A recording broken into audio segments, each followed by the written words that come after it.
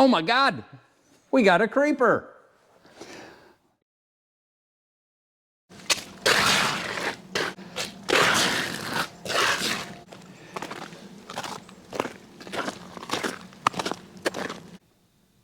Hi, and welcome to Tony's Cool Tools. Today's the perfect day for the topic that we're going to be discussing: crampons, ice cleats, and creepers. Oh my God, we got a creeper. Well, Chris, before we start this video, you had given me such a super gift for Christmas. What can I say? Not with the best. I know that half a stick of gum, but I wanted to reciprocate. So, let me get you what I got you.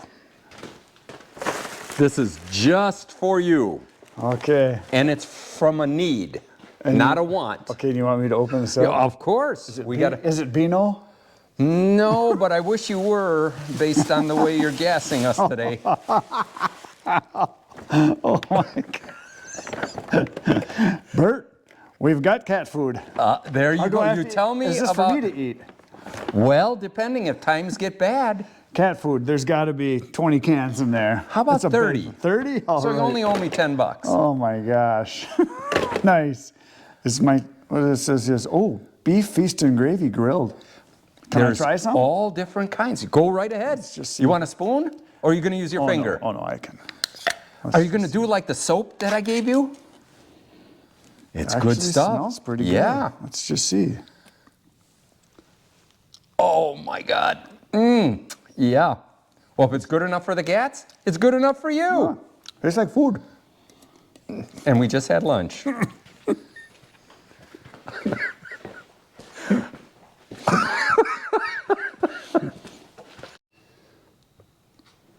Okay, Chris, I thought we'd start with the cheapest that you can get and work our way up the spectrum here. This is super, super easy. It just fits over your shoe, but the problem is it slides all over. It does help. And my motto is, any ice cleat is better than no ice cleat, especially in the icy conditions that we have. I primarily got introduced to these when we started ice fishing 50 plus years ago, and they are invaluable on early ice and late ice. And I have used these, but they're not very comfortable because, as you can see, you got a ½ inch putting up on your arch right there. But they do work. But you're doing baby shuffles when you're using these. And then the next one that they have out are these studs that they put in. The problem is that when you're wearing them, they fall out. But they are good. They're carbide, and they don't stay on your shoe or your boot very well either. But they do work. And like I say, they're better than nothing. This is a super cheap one that's out there that they have, and it fits.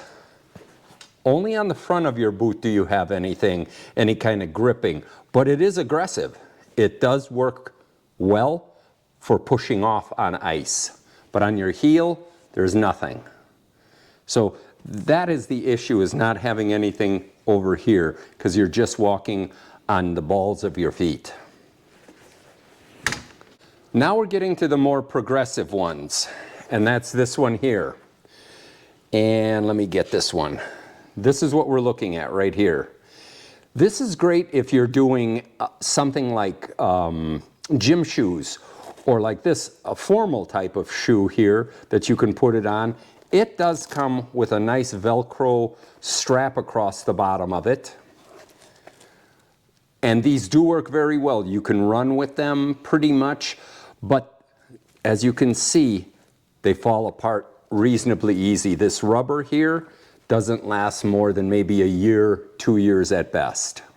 But they do work excellent. And like I said, on a gym shoe, it really holds really nice here.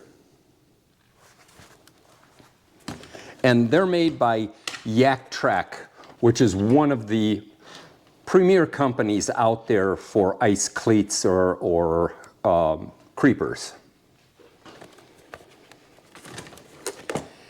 Now we get to my most favorite one, and this is the Ice Trekker.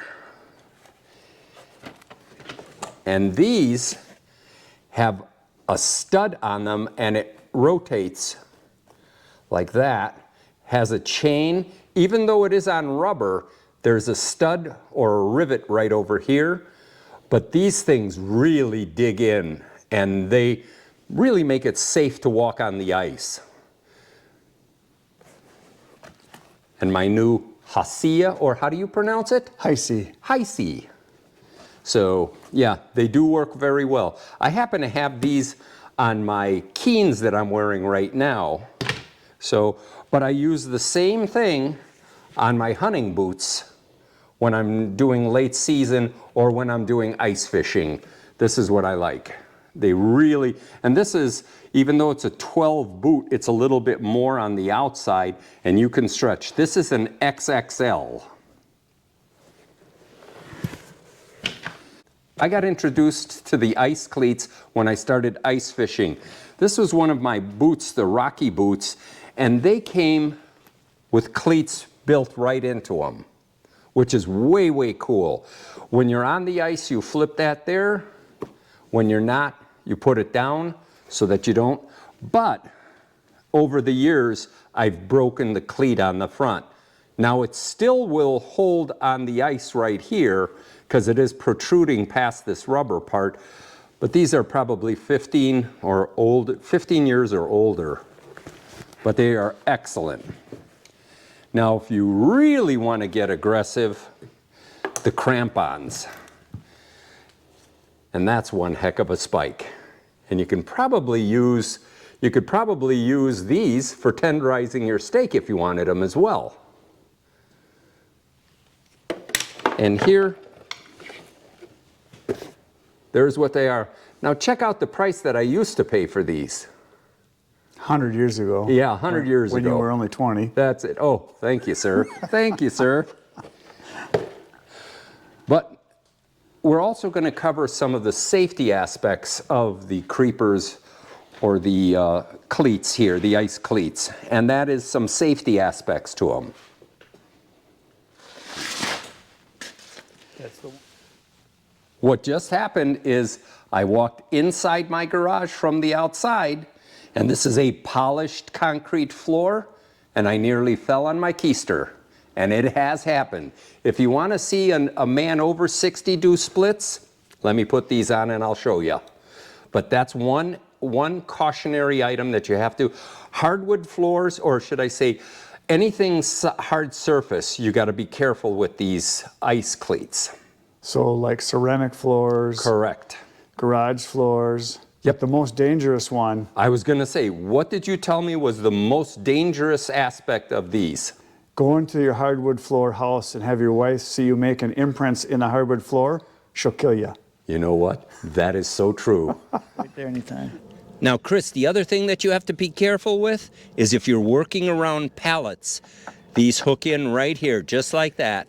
On nails, yeah. Right on nails. Or a splinter that's coming up. Right. Okay. Chris, this is the other thing that you have to watch out for, and that is your brake on your tractor. It can definitely hook the bottom of it, and if you're trying to get out of the tractor, you can definitely hurt yourself.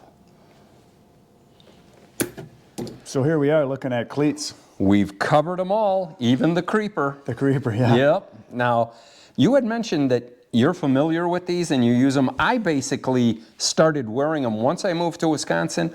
I pretty much wear them from January until the thaw because we get so much ice here in the woods and there's no sunlight. Unlike your Woodyard, which gets plenty of light. And my driveway at my house faces south. So as long as I shovel right away, I'm good. And somebody made a comment on my channel just the other day. Why do you guys up north there plow the snow all the time? Why don't you just drive over it? They don't realize you get this much snow, it ends up being that much ice. And then you get this much snow and it ends up that much ice. And then you get this much snow and it ends up being that much ice. And that much takes that much longer for it to dry up. There's lawyers that are after people that fall on ice that want to take money from people. So you clear lawyers right away. hate ice cleats. So yeah, I've used, I had these with the carbide stud? Carbide studs. You lose the studs a lot, I found out. They worked okay. I mean, they weren't bad. I've used these, which are nice and grippy, but like you say, you have no heel. Right. So these are really good and aggressive. I like those. I've used the Yak Tracks, which are okay. These don't grip quite as good. They're a little slippery, but they're better than nothing.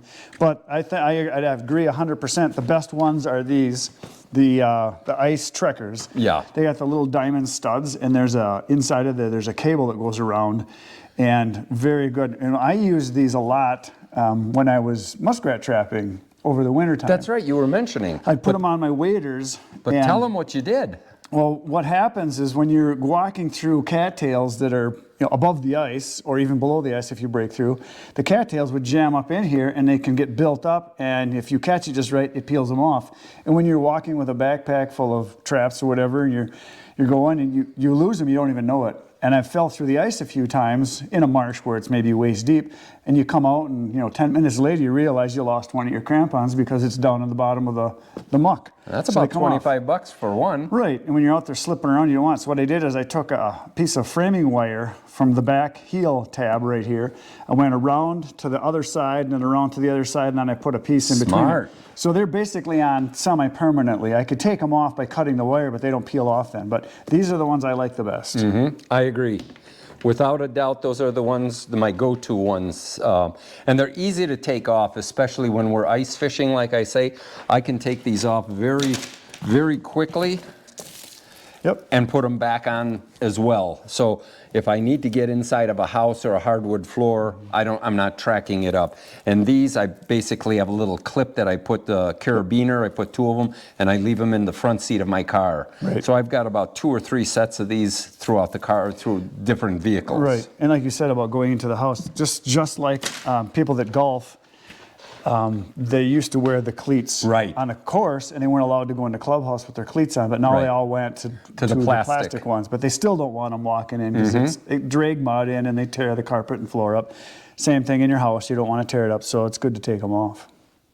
Well, we hope you found this informative and entertaining, especially entertaining. And if so, please like, share, and subscribe. And remember, pass it forward. Make the world a better place. And don't be a tool.